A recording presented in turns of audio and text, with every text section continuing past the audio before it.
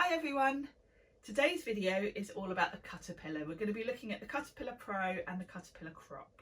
I'm going to give you a sort of comparison of the two and explain to you all the features and why I love them. This I'm hoping is going to be kind of a series of videos.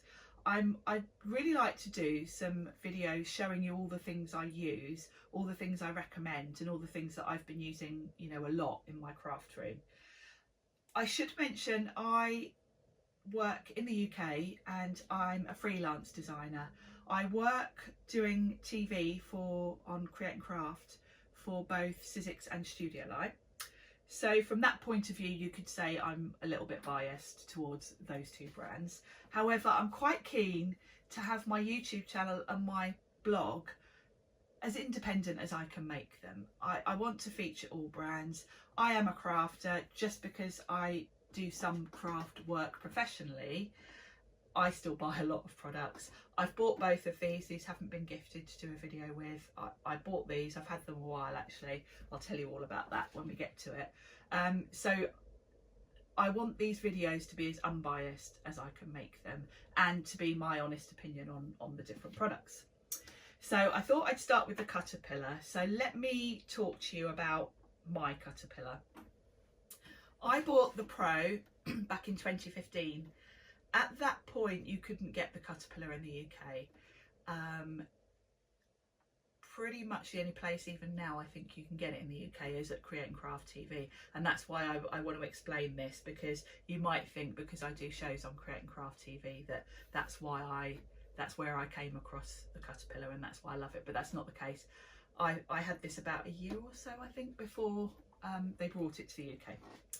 So I bought mine directly from the States. It cost me a fortune to get it here. I think I paid about £100 for the CutterPillar, which is what they are now. But then I spent about another 100 getting it here because the shipping was just crazy. However, I would spend that again. It's been fantastic. So I've had it, so that's 7 years. I haven't had to buy a blade. It still cuts now as well as it did the day it arrived. So from my point of view, it's been well worth the money. And if something happened to it, I would go straight out and buy another one. So I've had my Pro since about 2015. I can't quite remember when I bought the Crop, but the reason I bought the Crop, I bought that once it was available in the UK and I bought it from Create and Craft. Probably about, I would say, I'm thinking it's probably about 4 or 5 years I've had it. The Crop I only use for my classes, and I bought the Crop because it's more portable.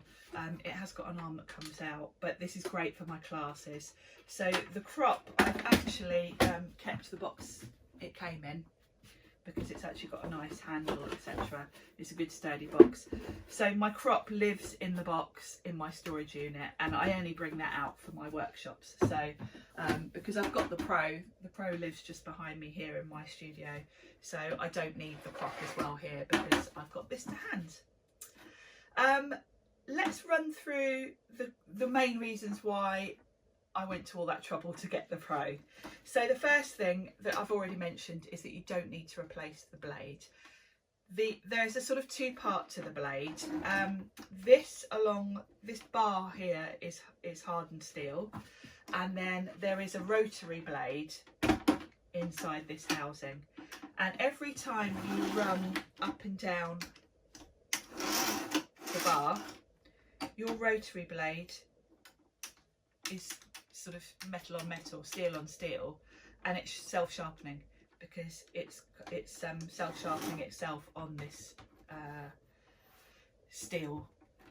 Well, I say blade, but it's not sharp. You can touch it with your hand. Talking of that, there is a safety feature on this. The rotary is inside this plastic casing.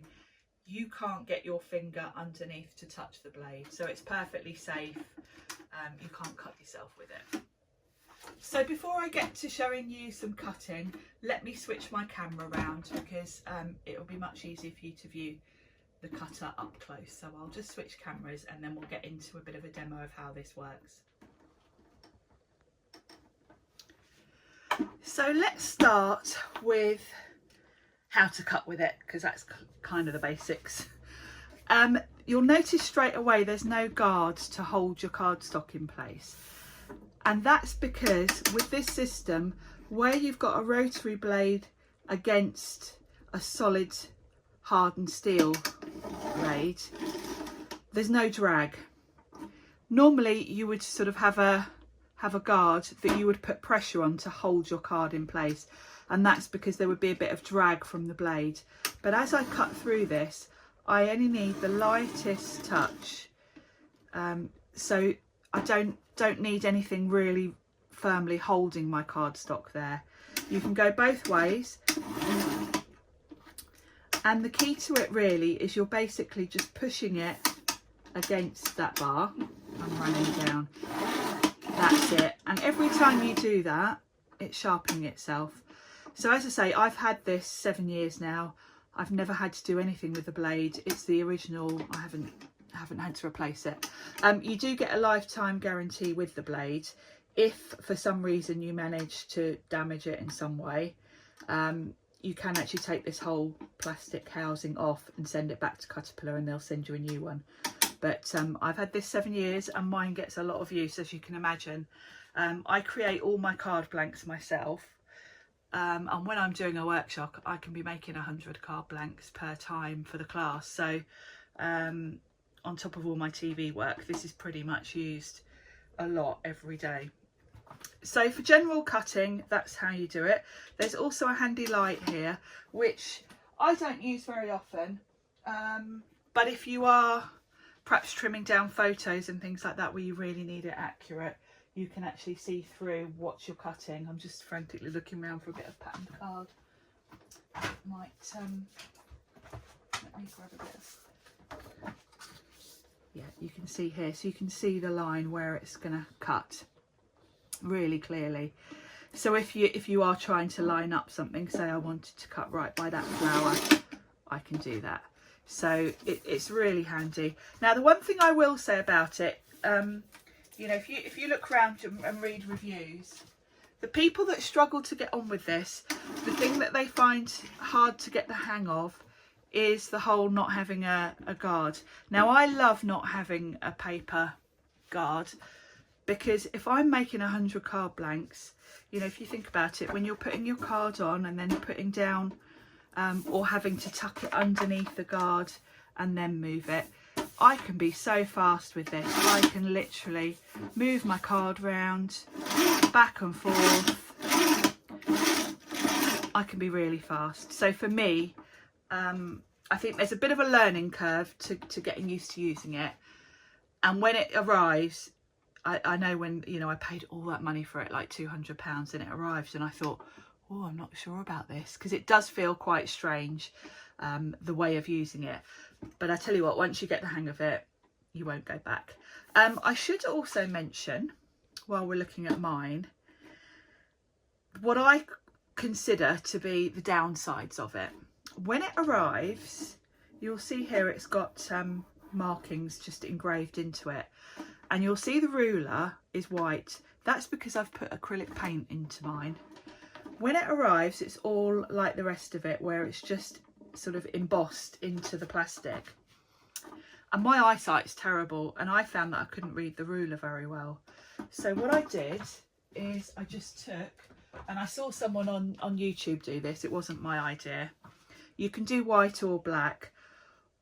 All I did was I got acrylic paint, rub it in all over, and actually mine was done 7 years ago when I got it, and I haven't done it since, so it's probably about due a bit of a freshen up, don't you think? So this is all I did, rub it into the sort of debossed area rather than embossed, isn't it?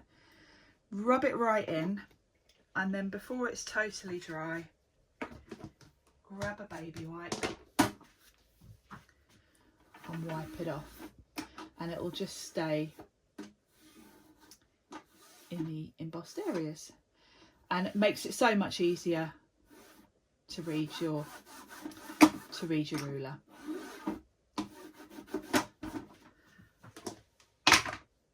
So that's definitely something, if like me your eyesight's terrible It's just so much easier to read. There we go.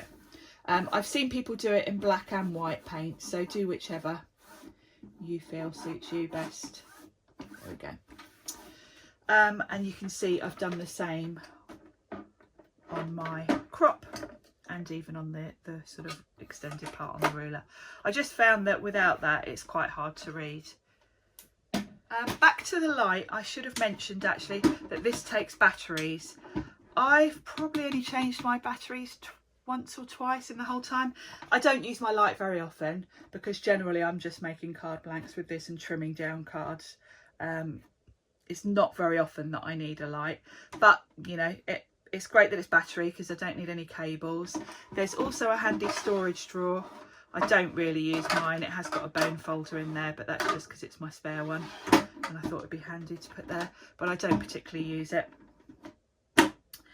You can see it's got a good area because it's 12 inches, well more than. If you're cutting down 12 by 12s, it's great for that.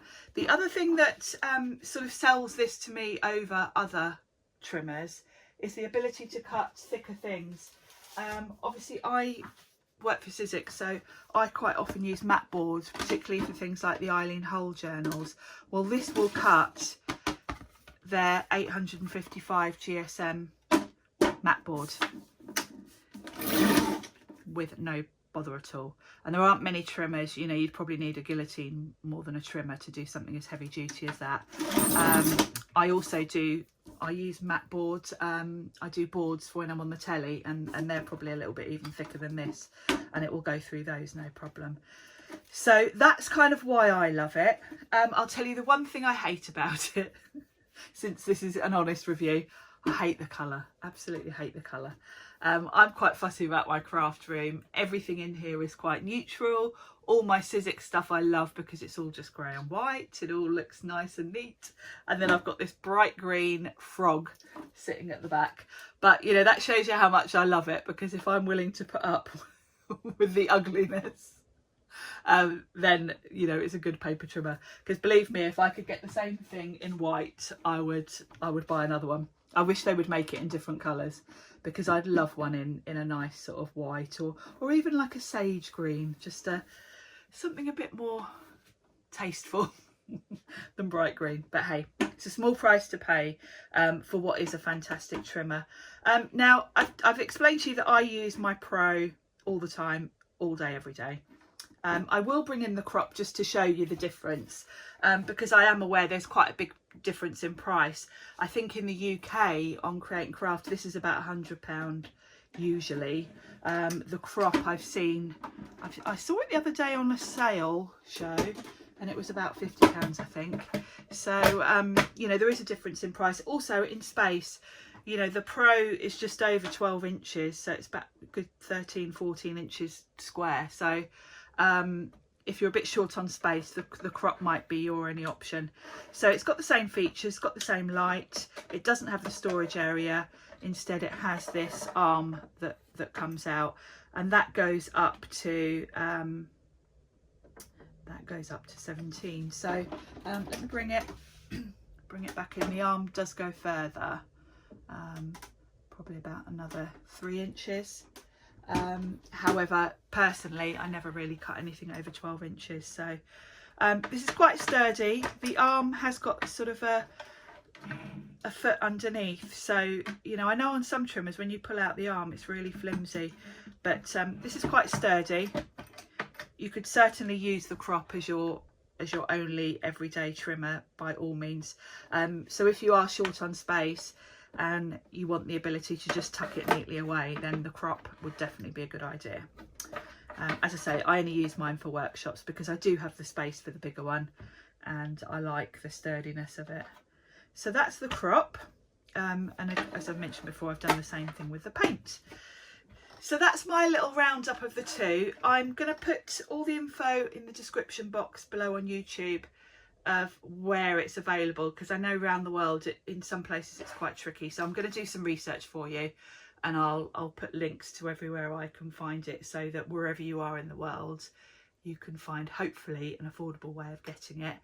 In the UK, Create and Craft is your best bet for it, but I'll put a link there. You can probably get it on Amazon actually in the UK, so I'll look it up for you and I'll give you that link as well.